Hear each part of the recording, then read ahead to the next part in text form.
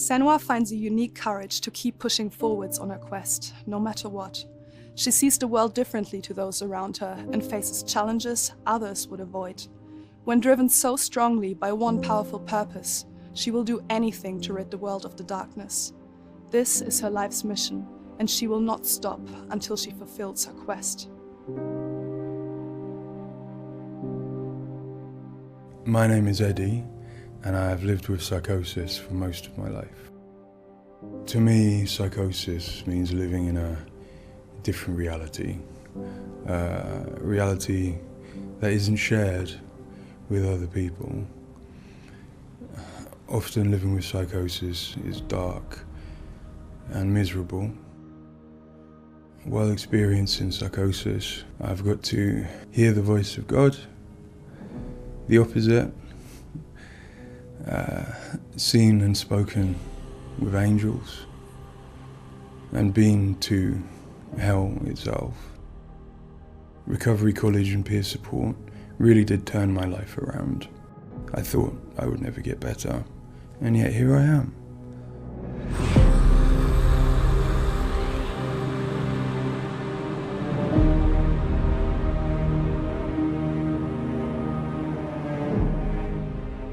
The things that Senua experiences in Hellblade are very similar to some of my own experiences. She lives in a reality that other people might find hard to understand. She sees significance in symbols, in meeting people, in all sorts of things that are going on around her. Senua is experiencing an altered state of reality which would be very hard to understand without having experienced it yourself or playing Hellblade. Lost soul who fought through hell to find us. You were lost. Not anymore. Are you ready for what you will find here? It's difficult saying that it's an illness, that it's not real. Of course, to me, it is. And of course, to Senua, it is. And that's what's driving her to do these amazing feats of courage, to overcome pain and exhaustion, to do what she knows she must. All the fear. Everything I've seen, everything I've done, has led me to this place. We've come so far, not far enough. Say it. You are ready. Tell them. In Senua's saga Hellblade II, we tell the second part of the story of Senua, a Celtic warrior who, like Eddie, has experiences of psychosis, seeing the world in a unique way and existing in a reality unshared by others. At a surface level, this manifests for Senua in seeing things that others don't, hearing things that others don't, and having unique beliefs about the world. My name's Paul Fletcher. I'm a psychiatrist and a professor of neuroscience at the University of Cambridge, and I've been working with the Ninja Theory team on Hellblade and other projects for several years now. I am a clinical doctor, but have also added research and teaching to my role. And in all three areas, I'm especially interested in the human brain and how it strives to make sense of the world, which is complex and changing all the time. The lake, like a mirror. You can see the reflection. Senua, like many people, experiences psychosis. Now, psychosis is not a diagnosis, although it is associated with a number of medical and psychiatric conditions. But ultimately, it's a loose description of a shift in one's experience of reality. What are you doing? Screams of the dead. There's something here. They are not. I need to find out what it is. They are. A person with psychosis might experience changes in their perceptions and their beliefs. For example, they might see or hear things that other people can't. and they might come to believe things that are quite uncharacteristic for them. For example, they might feel that somebody, perhaps somebody even very close to them, is intent on trying to harm them. Now, it's very important to remember that this is not just a vague feeling or an imagination. To the person, it feels like their reality, just as everything around me feels like my reality to me. I, like many people, feel that in order to even begin to understand psychosis, we have to start with thinking about how the brain works in general, how it makes sense of the world around it. And when we do that, we're repeatedly confronted with evidence that actually it doesn't just rely on the evidence of our senses, but it actually relies on what it already knows, on its predictions, its anticipations, and its expectations. Your voices. Now that might seem like a defect. After all, why would we want to rely on what we already know rather than what the world is telling us? But if we did act simply as passive receivers, we would be completely swamped. We'd be like a newborn infant trying to make sense of the colours and shapes without any way of having a framework to try and understand those colours and shapes. Our senses are bombarded with information from the world that's rapid, it's intensive, it is noisy, ambiguous, unreliable. And if we were to try and make sense of that without imposing patterns and expectations, then it would be like trying to assemble a multi-dimensional jigsaw without knowing what the picture was on the box. Many of us think that the brain ultimately is an organ that makes predictions. It craves patterns and associations in order to make sense of the world. And without that, we are confronted with a feeling of uncertainty, of anxiety, of distress, even of fear. They're calling. Something is drawing near. Where do these predictions come from? Many of them are actually embedded in the structure of our brain, probably wired there by evolution. Many of them come from our earliest experiences as babies, trying to make sense of this new world that we're born into. Many come from our early childhood experiences, from what we learn from others and how we interact with others, from our parents, our teachers, our friends.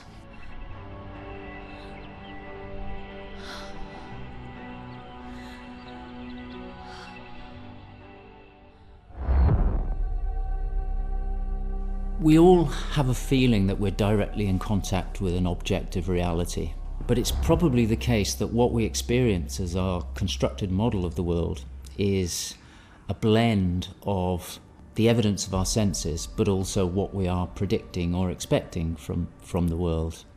So this blend exists in a very fine and delicate balance, and the weighting of that balance probably varies a great deal across different individuals. But crucially, this balance is what determines how we experience and interpret and act upon the world. And some of them are embedded in shared experiences with others, our society, our culture, our arts, even our religions and our mythologies. So for the most part, this works very well for us and enables us to make sense of the world, but it's also, being a delicate balance, it can be shifted, and it's very easy, even under the most normal day-to-day circumstances, to deviate from objective reality. A good example of this is the hollow mask illusion. All of us are familiar with a mask. We know that it depicts a face and that the inside is hollow. But when we see the mask rotating round and we see the hollow side, there is a deeper prediction, probably embedded in our brain, that facial features tend not to be hollow, that they stick out. And this deeper prediction can override our knowledge that the mask is hollow and make us actually perceive the face as sticking out at us. Despite what we know, the deeper predictions will override this. So for me and many in my field, perceptual illusions like this, which are very common, are really interesting because they tell us something fundamentally about how the brain is making sense of reality using its predictions. But more than that, for me, it's very interesting because it begins to give us a sense of how psychosis might begin to emerge. Psychosis is this experience of an altered internal construction of one's reality. And it seems feasible that this is dependent upon this balance I've talked about between predictions and evidence. And it is probably the case that some people tend to weight their predictions more heavily. This, in many circumstances, is advantageous because it means that they can discern patterns and associations that perhaps other people can't. But if that balance was shifted further by different circumstances, then it may well be that they begin to construct a reality that doesn't accord with the world around them. What might cause that shift? Well, a number of things. It could be caused by stress, sleep deprivation. It could be caused by illness, neurochemical disturbances. It's also the case that our experience will change how we predict things. So a very profound experience, for example, of trauma, could powerfully change the way in which we make predictions about the world and shift us from this delicate balance into a state of psychosis. In the case of Senua, we know that from an early age she was able to discern patterns and associations that perhaps other people couldn't. And on top of that, her childhood and adolescence had a number of traumas in it. Her father was abusive and he accused her of being the cause of evil and darkness. Her mother, who had the same capabilities as she did, was actually sacrificed for the same reason. And in addition, her village was attacked by Vikings and her lover was brutally killed. And it's possible that all of these traumas would act on her natural tendencies to topple her into this psychotic experience that is depicted in Hellblade. With every defeat, the dark rot will grow and soon it will take her soul.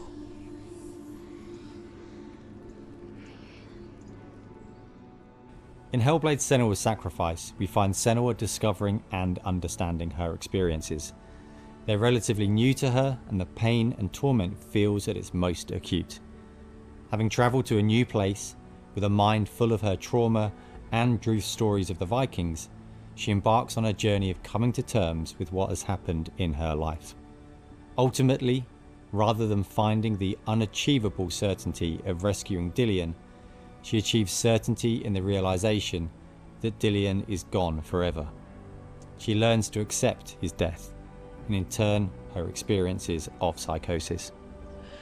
Even in darkness, the wonder and the beauty of this world never leaves us. It is always there, waiting to... In Senua's Saga, we find Senua at a different place on her physical and mental journey. Empowered with the sense that she has overcome her own darkness, she's now compelled to follow a new quest, to save her people from that same darkness. You smell their fear. He's here. Death is coming. Look at the bones. Death is coming. Look at the bones. That's going to be you. That's going to be everyone. In Sacrifice, Senua's psychosis is acute and all-consuming. She is preoccupied and absorbed by her experiences. To some extent, she is enveloped and enslaved by the darkness. She cannot ignore her voices and visions. She's totally committed to the quest within her altered reality. In Saga, there has been some resolution to this. There's no miracle recovery. She still experiences the voices and visions. She still has a changed reality. But the balance of power has shifted. She is the one who is able to be in control. She's able to resist and challenge the voices. She's able to make decisions that much more clearly reflect her own goals. They see through your lies, and I will show them how to see as I do. I will not appease your gods. I will destroy them. And in addition, in Saga, She is able to encompass the reality of others. She sees them for the constructions that they are, and she is able to interact with them, and I think that's a very powerful change and a very important area to explore. They have lost everything. In Saga, we've had the opportunity to explore the next phase of Senua's mental health journey. One where she's come to a place of understanding, but where she and us as creators have new challenges to overcome. Where Senua's belief system will clash with that of others. Her experiences will play out in the presence of people who don't share her perspective. And where she feels a new sense of power in being chosen for the quest, but also a new weakness, bowing underneath the weight of responsibility that sits on her shoulders. Wait.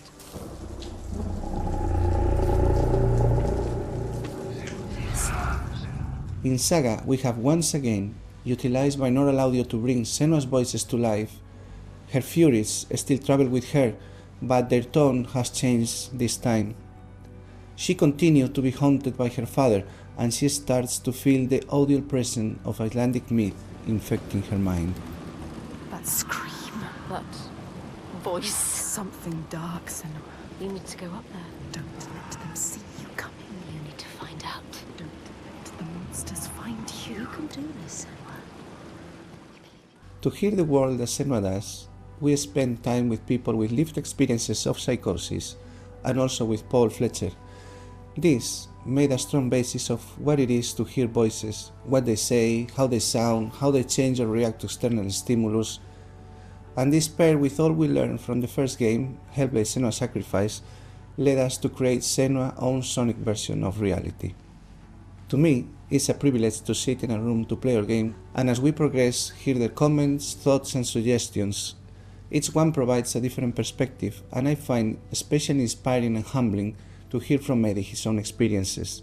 Especially I find he has a way of putting very complex emotions, situations in a very simple yet poetic way, and it's really inspiring for me when I'm thinking in Senua's journey. We use binaural audio to bring 3D space in the headphones. This allows to experience the voice hearing and other sounds with a physical sense. Also extremely important is the performance of the voices, and for that we have been collaborating with Helen and Abby, our Furies. They are the most prominent voices of Senua. The way we perform is important as well, allowing for freedom, movement, creative input from Helen and Abby, and also important to have with them conversation and spend time talking about the journey of our character.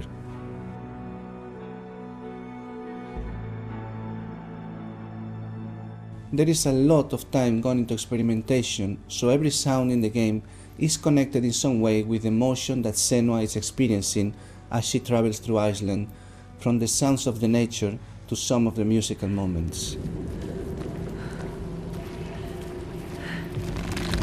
What's a sign? Beyond of its uniqueness or not, I find that for me, something extremely important is to create a connection beyond the game. So in understanding Senua's own reality and going on a journey with her, I hope our players will understand better how people experience reality different, and in doing so, I feel, we break those walls that keep us distant and lonely. My brothers used to come here to practice fighting. Sneak out. Follow them. For Saga, in order to bring Senua's experiences of hallucinations to life, it was very important for us to listen to people's real lived experiences. It was then a case of thinking about how Senua's world and reality might look when faced with these types of examples.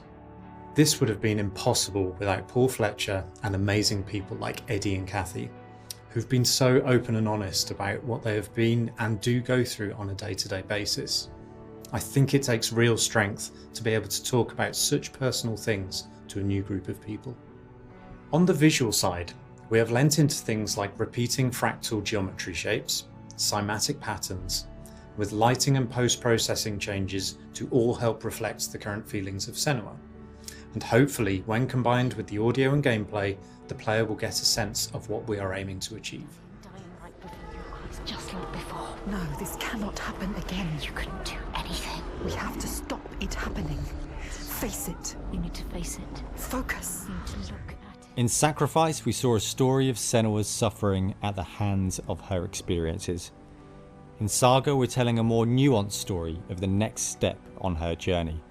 One where she has found a greater balance, but where her experiences are just as strong.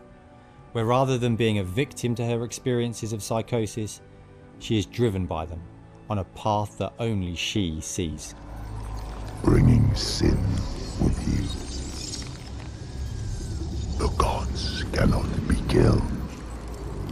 One thing that I find very exciting in Saga is that there's an attempt to explore something that is really neglected in my field, which is the experience of a dual reality that some people have. People who have had Senua's types of experience have spoken to me about this feeling that they have their own reality, but they also recognize the reality that others experience, and it can be very confusing, it can be disorientating. And it's exciting to me that the game contains an explicit attempt to portray this experience of dual realities, and I think it'll be very interesting to see how people respond to that.